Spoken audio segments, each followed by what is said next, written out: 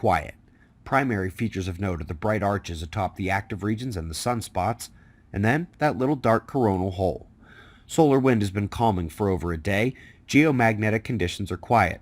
Any enhancement from that coronal hole would be 2 to 4 days away, and these sunspots are quiet too. It's like they're waiting for an invitation to flare.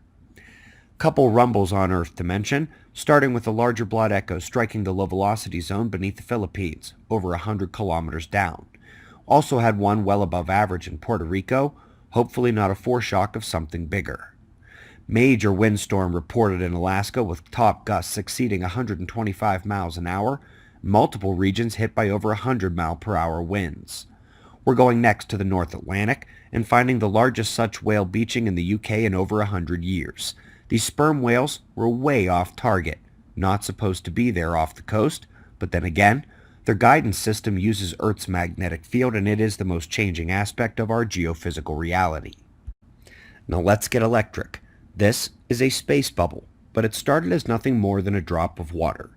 The electrode is applying an electrostatic force to stretch and expand the bubble. The purpose of the experiment was to test various conditions for boiling, but this specific shot with electricity building the structure and shape is key. The same basic principles allow you to rub a balloon on your head, build up static charge, and then bend the flow of water. Works with plastic spoons as well. And when you begin to dive deeper into how water can be made to dance, deform, and tremble, the reality of the hydrophilicity of electricity, or maybe that's the other way around, is that they will attract and go together if they can. The translocation work done by Billy Yelverton in the Plasma Lab has helped us understand why those pre-seismic electromagnetic signals are also likely working water and crystals beneath the ground, perhaps even forcing them to push back up against gravity. And of course, this plays a major role in our electrified atmosphere. Your holiday gem today comes from the Proceedings of the Royal Society, and the identified pathway for these rapid lower atmosphere responses to solar activity is electrical.